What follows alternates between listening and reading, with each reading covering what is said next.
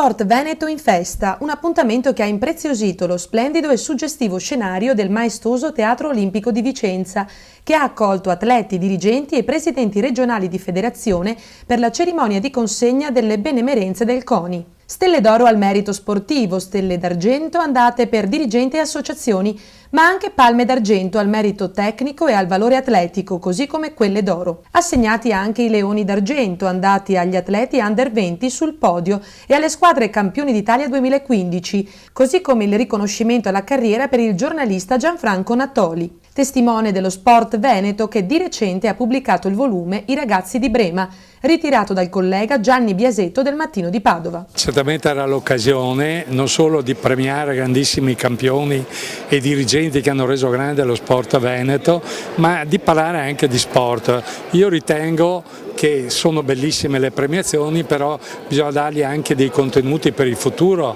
e la presenza di deputati, senatori, assessori della regione hanno contribuito a parlare dei problemi che in questo momento ha lo sport. Lo sport non può essere dimenticato, è un elemento indispensabile per far crescere una nazione sana, deve dare quindi la possibilità alle istituzioni di avere nuove risorse, di trattare lo sport come elemento che porta benessere fisico, che fa risparmiare la sanità, che porta economia, che fa crescere anche i ragazzi. Se si fa nella scuola veramente uno sport in maniera seria, li fa crescere senza quelle deviazioni pericolose che c'è attualmente nella società civile che abbiamo. Una cerimonia iniziata dal vulcanico presidente del CONI Veneto Gianfranco Bardelle, affiancato dall'assessore allo sport di Vicenza Umberto Nicolai, dell'assessore regionale Cristiano Corazzari e da Roberto Fabbricini, segretario generale del CONI romano. Prima medaglia assegnata, ovvero la Stella d'oro al merito sportivo, è andata a Gabriele Pieloni del CONI Padova, per 40 anni dirigente sportivo e membro di giunta del CONI provinciale. Poi via via le stelle d'argento al merito sportivo, a partire da Adone Agostini della Federazione Pallacanestro, ad Adriano Bilato della Federazione Pallavolo, a Giancarlo Mazzoleni Ferracini della Federazione Sport Ghiaccio, a Gaudino Pedalino della Federazione Tennis, a Gianpietro Vascellari della Federazione Arti Marziali e al padovano Fiorenzo Zanella dell'Associazione Atleti Olimpici Azzurri d'Italia. Bisognerebbe che la politica superasse lo sport e legiferasse in funzione di quello che è un movimento grandissimo. Lo sport, l'hanno detto, di 30 anni fa è completamente diverso, bisogna che ci adeguiamo. La gente, tutta la gente fa sport, vecchi, giovani, campioni, quindi cerchiamo di stare al passo coi tempi. Vicenza è protagonista?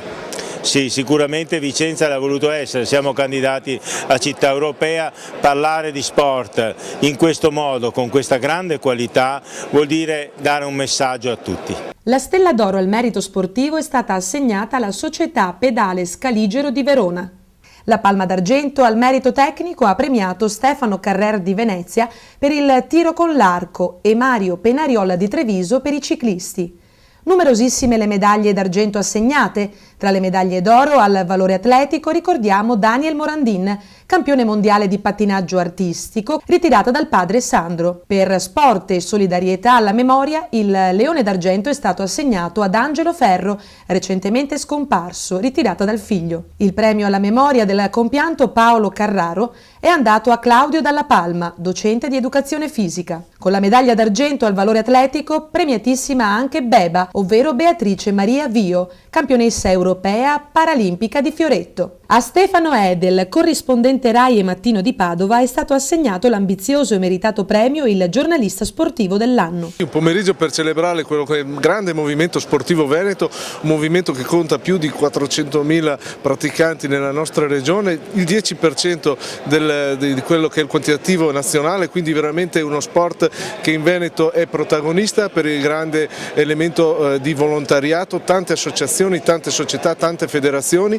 un movimento che è leader a livello nazionale. Premiati infine gli atleti under 20 saliti sul podio e le squadre campioni d'Italia, il Valsugana Rugby Padova, il plebiscito pallanuoto femminile, il Famila Basket Schio, il calcio femminile Verona e il Bussolengo Softball, in un crescendo di applausi.